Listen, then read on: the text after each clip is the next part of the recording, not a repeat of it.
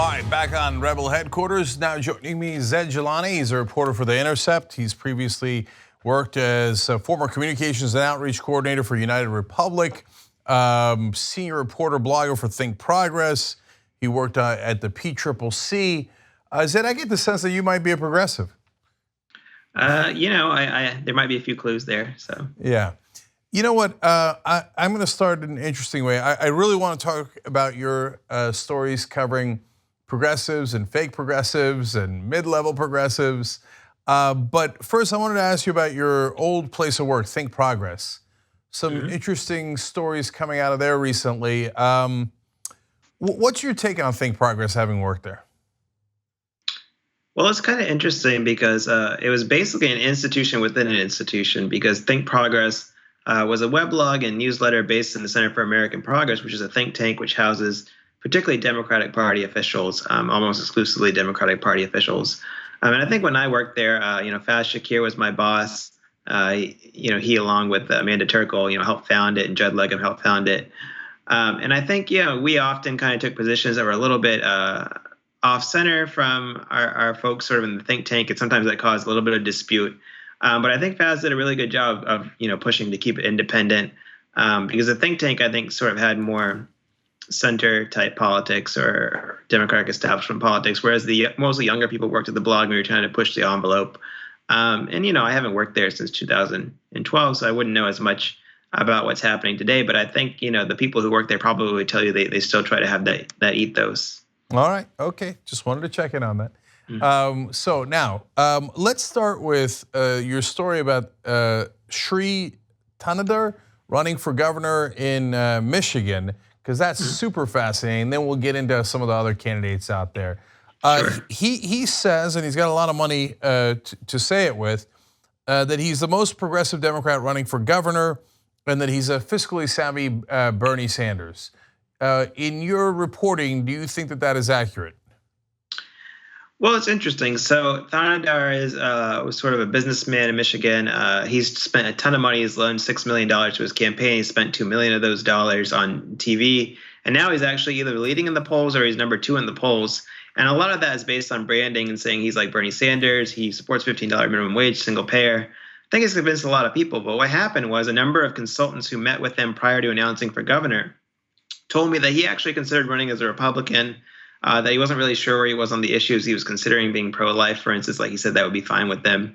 And when I asked Thanadar in an interview about this, he didn't entirely deny it. He didn't say that he was ever going to run as a Republican, but he did say that he didn't tell his party to these consultants when he was meeting with them, because he wanted to save that for later when he announced. I talked to him a lot about sort of his political background. He really doesn't have much of a background. He's donated to some politicians, some Democrats, as well as John McCain, a Republican.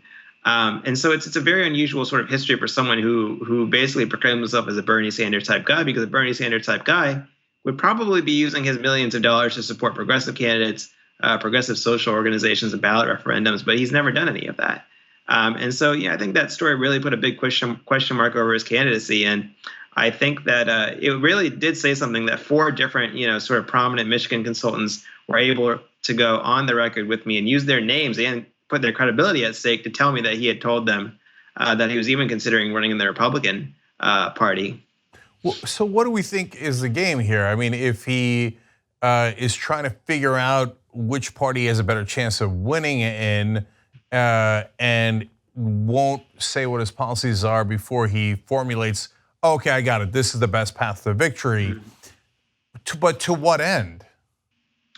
Well, that's a good question, because some people say, well, if politicians are opportunistic, that's fine. Eventually they'll come around to where we are.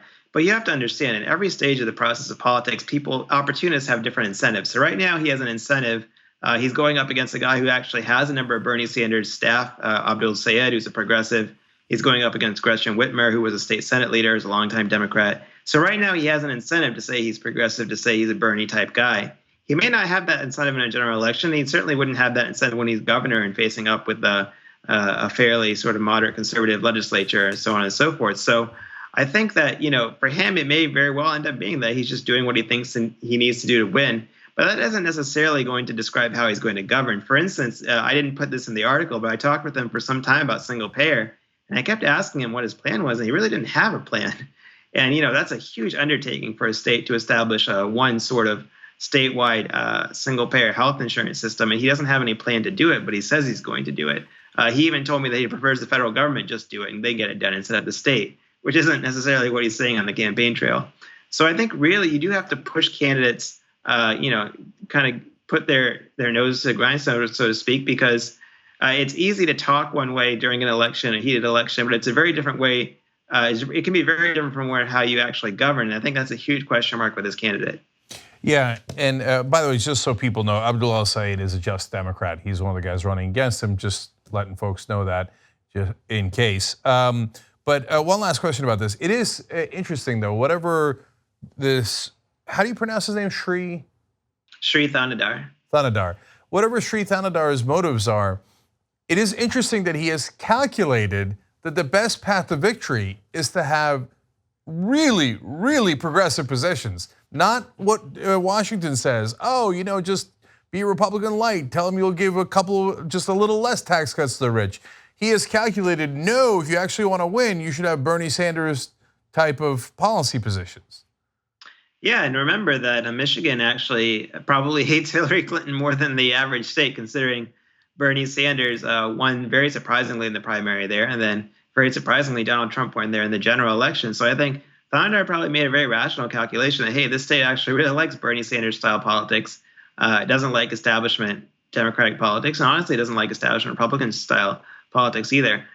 So yeah, I think that is definitely an interesting fact. Although I don't think I would take that fact to describe this gentleman's politics were he to actually be elected. Yeah, I got you. So then I know we're running short on time. I want to have you back on more and more because this is great stuff. Let's just talk real quick about one more race, which is the governor's race in Ohio. So you've got an all-star showdown there in Dennis Kucinich versus Rob Cordray. So including me, what is a progressive to do? How do we weigh those two different progressives? Yeah, so I mean, I don't really make endorsements in races or anything, so I can't really tell people how to vote. But it is an interesting dynamic because I think when Kucinich got in, a lot of people underestimated him. They didn't really realize he'd have as much strength in the race. But I think there's a few issues. One of the issues is that Rob Cordray had an A from the NRA when he was Attorney General of Ohio. He doesn't support an assault weapons ban. And I think after the tragedy in Florida, that's become a really big issue for Democrats. And Kucinich actually, not only does he support the assault weapons ban, he's always had an F from the NRA. He actually started recruiting volunteers to go to their local towns or city councils and try to pass resolutions calling on the legislature to pass an assault weapons ban. So I think he really rode that issue to where he went up in the polls. And I think Cordray, for most of the campaign, he didn't even have an issues page. He just started putting up some issues recently with the election a few weeks away. So I think Kucinich kind of caught people by surprise just because he was offering a lot of progressive substance, saying there should be a public broadband network in Ohio, talking about public works and talking about banning fracking. And I think the fact that Cordray just didn't have much of an issues page or much of an issue position is really what hurt him in this race and why Kucinich is making it a real fight going down to the primary. So for folks who don't remember, Cordray was the head of the Consumer Financial Protection Bureau, big ally of Elizabeth Warren. So is there any reason to doubt his progressive chops on the financial front, holding the bankers accountable, et cetera, what he's known for? Well, it's funny. When Cordray left the CFPB, he kind of put it in Trump's hands because his term was going to end in June 2018. So you could make an argument that he was kind of friendly to the industry by leaving. And actually, a number of people in the industry have given him money since he left. Like the head of the Mortgage Bankers Association is funding Richard Cordray's campaign in Ohio. So, I do think as CFPB chair, he did a number of things they didn't like.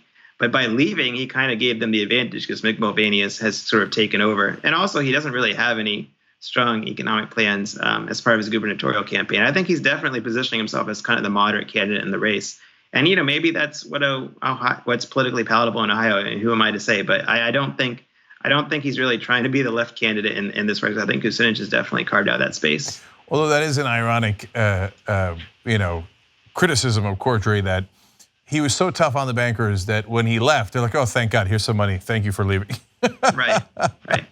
So, okay, finally, I don't know if there's been polling on that. I haven't seen it. I don't know if you've seen it. Do we know where they stand between Cordray and Kucinich right now?